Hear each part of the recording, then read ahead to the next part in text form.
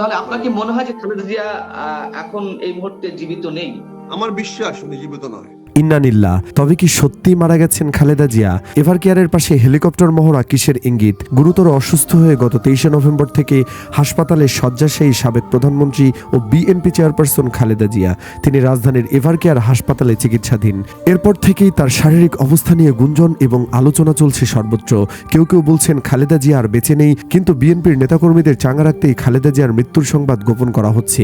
এদিকে এভার কেয়ারের পাশে হেলিকপ্টার মহড়া সেই গুঞ্জনের পালে নতুন হাওয়া দিচ্ছে।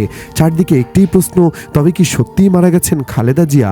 এভার কেয়ারের পাশে হেলিকপ্টার মহড়া কিসের ইঙ্গিত? বৃহস্পতিবার রাজধানীর এভার কেয়ার হাসপাতালের পাশে খালি মাঠে হেলিকপ্টার নামানোর মহড়া চালিয়েছে সেনাবাহিনী।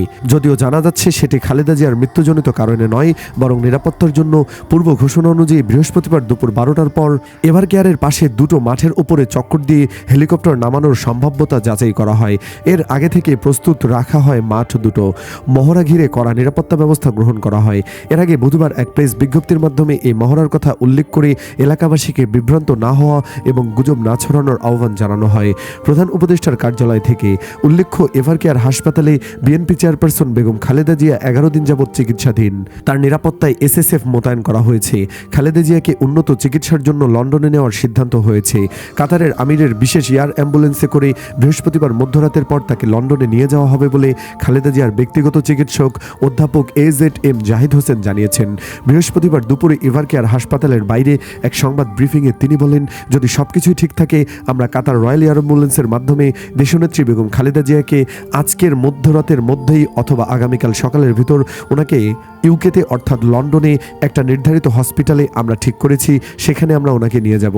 জাহিদ হাসান জানান, বেশ কয়েকদিন ধরে বিশেষজ্ঞ চিকিৎসক এবং বিদেশ থেকে আসা 2 জন চিকিৎসক এয়ার অ্যাম্বুলেন্সে খালেদা জিয়ার সঙ্গে থাকবেন। যাত্রাপথে যাতে কোনো ধরনের সমস্যা না হয় সেজন্য সব ধরনের প্রস্তুতি নেওয়ার কথা জানিয়ে খালেদা জিয়ার জন্য দেশবাসীর দোয়া চান তার ব্যক্তিগত চিকিৎসক ও বিএনপি নেতা জাহিদ। আসুন আমরা মহান আল্লাহর কাছে দোয়া করি, আল্লাহ যেন তাকে সুস্থতা দান করেন, আমিন। আপনিও কমেন্ট বক্সে আমিন লিখতে পারেন। ভিডিওটি ভালো লাগলে লাইক ও শেয়ার করুন এবং চ্যানেলটিকে সাবস্ক্রাইব করুন।